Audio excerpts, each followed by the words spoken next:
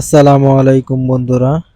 Glycerine suppository কতদিন বয়স থেকে দেওয়া যায়, কতক্ষণ পর পর গ্লিসারিন সাপোজিটরি দিব, কতদিন পায়খানা না হলে গ্লিসারিন সাপোজিটরি দিব, কতটুক সাপোজিটরি দিব, তো এইগুলো নিয়ে আজকে আমরা বিস্তারিত আলোচনা করব। তো বন্ধুরা চলেন শুরু করা যাক আজকের ভিডিও।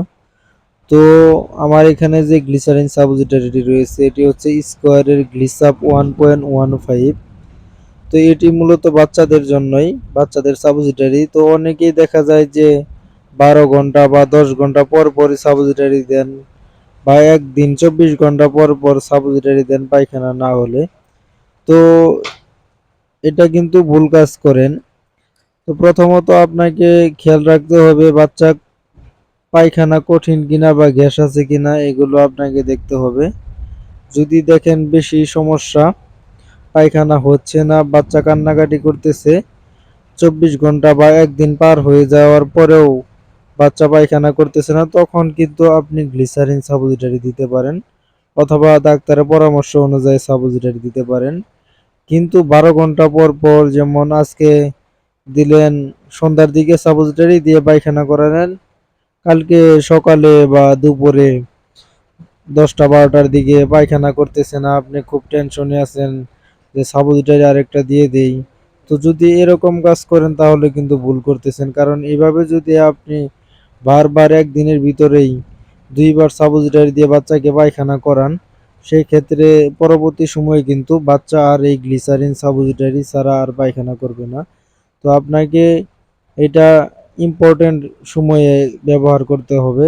বিশেষ করে হচ্ছে বাচ্চা যদি 48 ঘন্টা বা 24 ঘন্টা পার হওয়ার পরে পায়খানা না করে, পেট ফাঁপা থাকে, বাচ্চা কান্নাকাটি করে, সেক্ষেত্রে কিন্তু আপনি সাবজিটাইটি ব্যবহার করে বাচ্চাকে পায়খানা করাতে পারেন।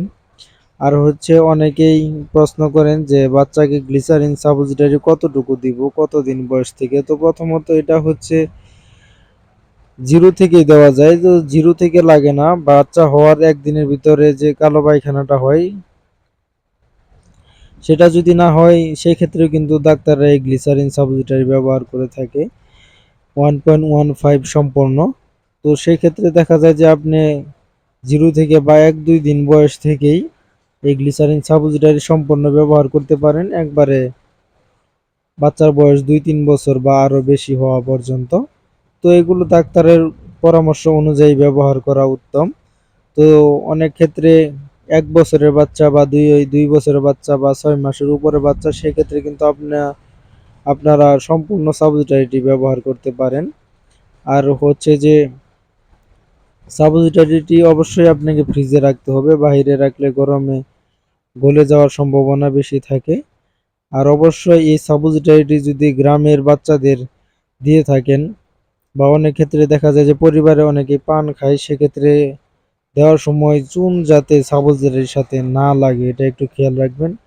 সবচেয়ে গুরুত্বপূর্ণ একটা জিনিস, আপনার কাছে অন্যরকম লাগতে পারে, কিন্তু অনেক সময় দেখা যায় যে বাড়ির যে মহিলারা আছে, পান খাওয়ার পরে যে হাতে চুন থাকে সেই হাত দিয়ে আপনার এই সাপোজিটরি ব্যবহার করে, সেক্ষেত্রে কিন্তু সমস্যা হওয়ার সম্ভাবনা রয়েছে।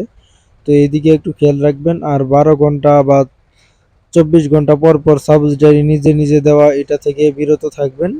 অবশ্যই ডাক্তারের পরামর্শ অনুযায়ী কত ঘন্টা পর পর দেওয়া যায় সেটা আপনারা ডাক্তারের কাছ থেকে জেনে নেবেন। আর হচ্ছে যে সাপোজিটরিটি দেওয়ার সময় অবশ্যই সতর্কতা অবলম্বন করতে হবে আপনাকে।